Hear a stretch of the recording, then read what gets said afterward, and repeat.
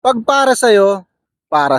Naniniwala pa ba kayo sa ganung kasabihan? Yung tipong nawalay na sa'yo yung isang bagay pero gagawa yung tadhana ng paraan para mag-reunite kayo ng isang bagay na yun. Ganito kasi yung nangyari sa amin sa motor na to.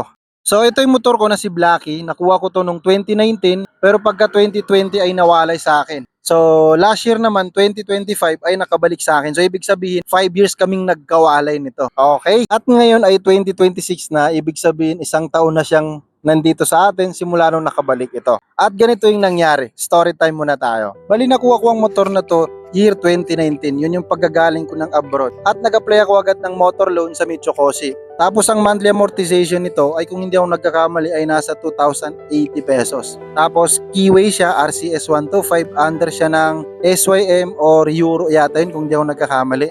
Tapos nung nakuha ko ito, ang daming pwede ko sabihin basher. Parang hindi naman.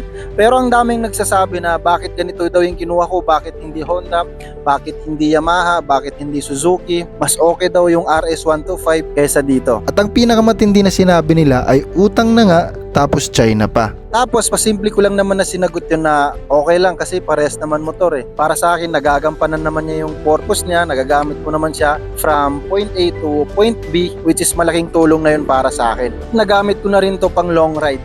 Para sa akin malayo na yung Cavite. So yun yung pinaka long ride na inabot ng motor na ito. At nagpapasalamat ako dahil naihatid niya ako ng maayos tapos napauwi naman ako ng maayos. So dun pa lang para sa akin ay panalo na. Actually marami akong binago dito eh. Kasi ganito yung stock na itsura niya. Ganyan. Tapos ang una ko palang ginalaw dito ay tinanggal ko yung sticker niya para naging plain black na siya. At ang sunod naman na ginawa ko ay pinalitan ko itong headlight niya. Ito. Kasi hindi ito yung headlight niya eh. Ang stock na headlight nito ay ganyan. Ganyan sa nakikita niya sa screen. Tapos ito na siya ngayon. Which is ginaya ko lang to sa tropa ko na ganito rin yung motor. Tapos nakakatuwa kasi plug and play lang. Wala na masyadong inayos. Sumakto yung headlight dito ng pang Raider 150. Tapos ayan hanggang ngayon ayun pa rin naman yung headlight niya. Yung kung ano yung pinalit ko noon, ito pa rin siya ngayon. After 6 years, ganun pa rin. Ayan. Tapos ang sunod naman na pinagawa ko dito, pinalagyan ko ng kill switch at saka remote. So sobrang nakakatuwa yun para sa akin kasi kahit nasa malayo ako, pag pinindot ko yung remote, nag-i-start yung makina kahit nasa malayo ako. At nakakatuwa yun, pinang-prank ko yun sa mga tropa, pero sayang lang at hindi ko na-videohan yan. At ayun, sobrang nakakatuwa yun para sa akin. At ang pinakahuling pinagawa ko dito ay naka semi-matic kasi ito eh, semi-manual. Ay pinalagyan ko siya ng clutch. So from semi-matic to naging manual na siya. Medyo marami ako nagastos doon kasi may mga pinalitan na pyesa dito sa loob. Tapos syempre nagkabit ako dito ng clutch lever. Tapos ayun, sa totoo lang alagang-alaga sa akin to eh nung panahon na yun kasi araw-araw ko din naman ginagamit eh. Weekly ko to pinapakarwas. Tapos buwan-buwan ko rin to pinapa-change oil. Every katapusan, every sahod ay pinapa-change oil ko agad dito. Kasi araw-araw ko din naman ginagamit pang pasok ng trabaho. Bali nagtagal yun ng 6 months kasi after 6 months nag-resign ako ng trabaho kasi naisipan ko na mag-abroad. Pero eto na nagsimula ang lahat. Pagka-resign ko, nagagamit ko pa rin naman ito kasi ito pa rin yung ginagamit ko pang apply ng trabaho papuntang abroad. Actually, tuwang-tuwa na ako noon eh kasi alhamdulillah, finally, tanggap na ako noon eh. Kumbaga, magre-requirements na lang para makalipat na papuntang abroad. Kaso nga lang, eto na. Inabutan tayo ng pandemic tapos nag-lockdown. Kaya ang nangyari, hindi ako natuloy mag-abroad. Tapos, since wala na akong trabaho, wala na akong inaantay na kinsenas katapusan na sahod para panghulog dito sa motor na ito. Kaya doon ko na pagdesisyonan na ibalik na to sa kasa. Nung una, hinaayaan ko na lang eh, kasi sabi ko, natawag naman yung maniningil para sa monthly amortization nito eh. Pero ang nangyari, ayun, tumawag nga. Pero sinabi ko sa kanila yung sitwasyon ko na wala na akong trabaho, wala na akong panghulog dahil nga nag-pandemic, nag-lockdown. At ito yung nakakatuwa, naiintindihan nila kaya hindi agad nila hinatak tong motor. At hanggang sa umabot yun ng 7 months na ganun, puro sinasabi ko na wala pa rin talaga akong trabaho ngayon, wala pa rin akong panghulog. Naiintindihan nila eh, sinasabi nila, sige baka next month, baka sa sunod na buwan magkakatrabaho ka na, may panghulog ka na. Which is hindi namin alam na aabot pala ng ilang taon yung pandemic. At dahil nga, ayoko naman lumobo yung utang ko, ang ginawa ko ay pinilit kong isurrender talaga ito. Pero ayaw nilang kunin eh. Yun yung kahit sinasabi kong kunin nyo na lang ito, hindi pa rin nila kinukuha. Kaya ang ginawa ko, tinawagan ko yung ahente nila. Tapos ayun, hinatid ko yung motor doon sa kanila. Sabi ko, bahala ka, basta nandyan na yung motor at sinusurrender ko na. Tapos ayun na, end of story na doon. Akala ko nga doon na magtatapos yung story namin ng motor na ito eh. Not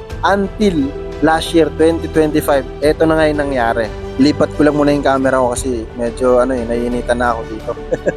So ito na nga, last year meron biglang nag-PM sa akin sa Facebook.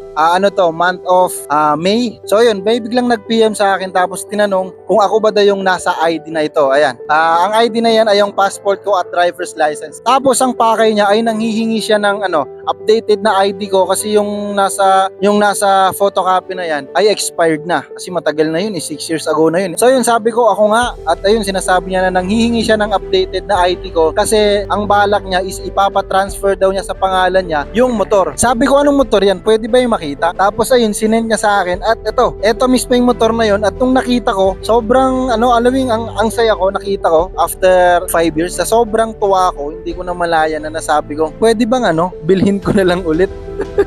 Hindi ko napigilan parang nung nakita ko, naalala ko yung mga kung saan ko to ginamit, kung saan yung mga biyahe namin. At ayun, sabi ko, pwede ko bang bilhin na lang? Tapos ayun, nag-agree naman siya kasi sabi ko, sinilstock ko pa sabi ko, papagastos ka pa dyan kapag pinatransfer mo Pero pag binili ko yan, wala ka ng problema. Tapos ako, hindi ko naman napoproblemahin na ipatransfer kasi pangalan ko na yun sa akin mismo nakapangalan So ayun, sabi niya sa akin, nabenta daw niya ng 15,000, which is hindi ko alam kung saan ako kukuha ng ganun halaga sa araw na yun. Sabi ko, parang napasubo ako dun Pero ayun, nagkasundo kami sa halagang 10,000 pesos. At ayun, nung araw na yun mismo, kinagabihan, nag-meet kami at ayun, binayaran ko. At eto na siya ngayon. Ayan. So, 1 taon na simula nung nakuha ko ulit ito.